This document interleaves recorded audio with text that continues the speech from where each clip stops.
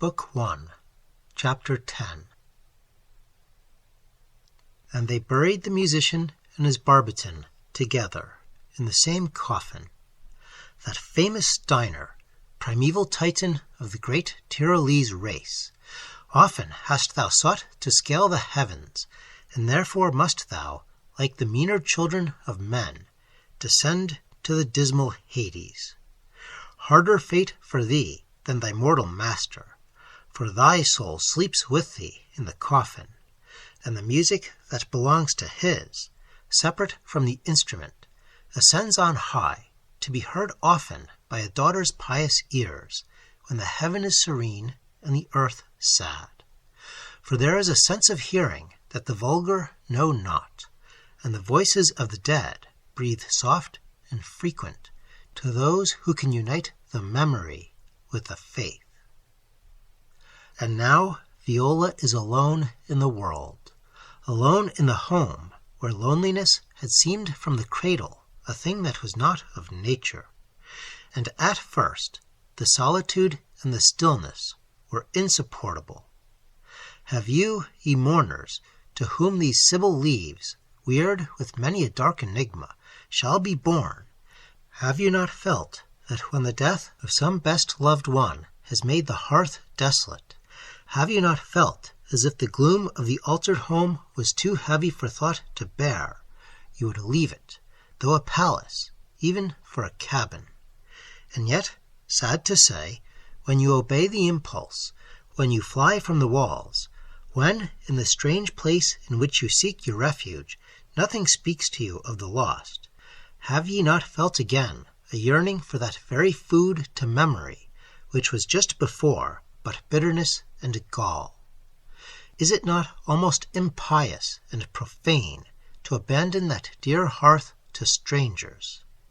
And the desertion of the home where your parents dwelt and blessed you upbraids your conscience as if you had sold their tombs.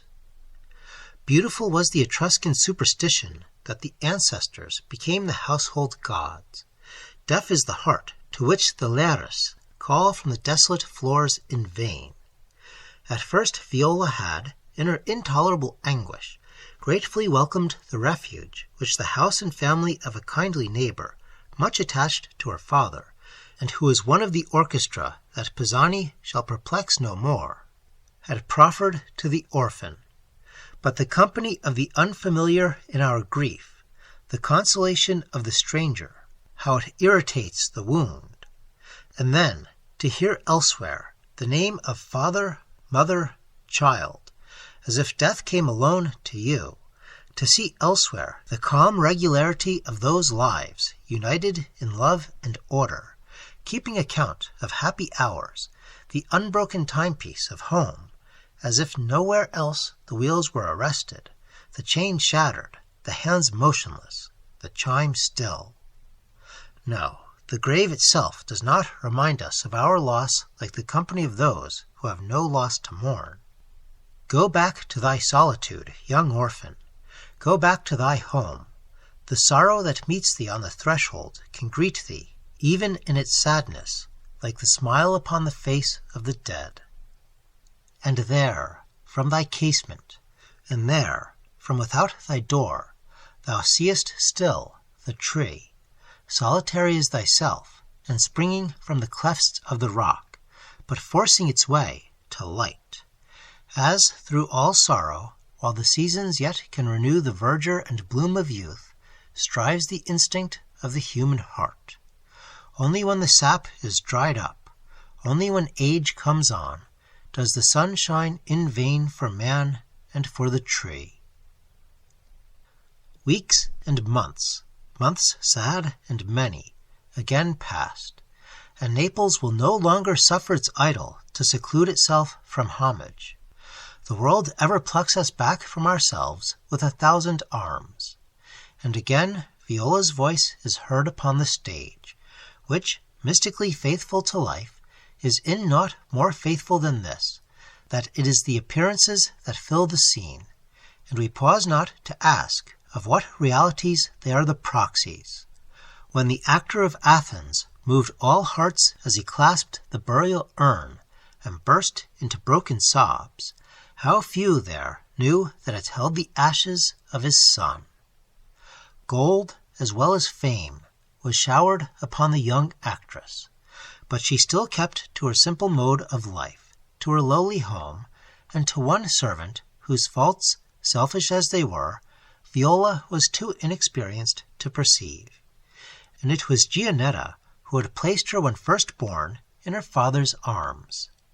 She was surrounded by every snare, wooed by every solicitation that could beset her unguarded beauty and her dangerous calling.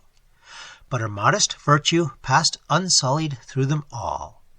It is true that she had been taught by lips now mute the maiden duties enjoined by honor and religion, and all love that spoke not of the altar only shocked and repelled her.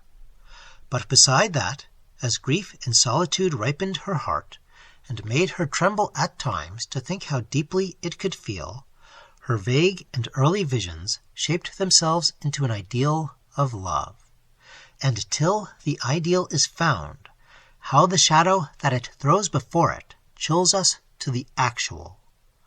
With that ideal, ever and ever, unconsciously, and with a certain awe and shrinking, came the shape and voice of the warning stranger. Nearly 2 years had passed since he had appeared at Naples. Nothing had been heard of him, save that his vessel had been directed, some months after his departure, to sail for Leghorn. By the gossips of Naples, his existence, supposed so extraordinary, was well nigh forgotten, but the heart of Viola was more faithful. Often he glided through her dreams, and when the wind sighed through that fantastic tree, associated with his remembrance, she started with a tremor and a blush, as if she had heard him speak. But amongst the train of her suitors was one to whom she listened more gently than to the rest, partly because, perhaps, he spoke in her mother's native tongue, partly because, in his diffidence, there was little to alarm and displease, partly because his rank, nearer to her own than that of the lordlier wooers, prevented his admiration from appearing insult, partly because he himself, eloquent and a dreamer, often uttered thoughts that were kindred to those buried deepest in her mind. She began to like, perhaps to love him, but as a sister loves, a sort of privileged familiarity sprung up between them. If in the Englishman's breast arose wild and unworthy hopes, he had not yet expressed them. Is there danger to thee here, lone Viola, or is the danger greater in thy unfound ideal? And now, as the overture to some strange and wizard spectacle closes this opening prelude, wilt thou hear more? Come with thy faith prepared. I ask not the blinded eyes, but the awakened sense. As the enchanted isle, remote from the homes of men, ove alcun legno Rado, o non mai va dalle nostre sponde, for tutti nostri lidi, is the space in the wary ocean of actual life to which the muse or sibyl, donna Giovin difesa antica danni, offers thee no unhallowed sail.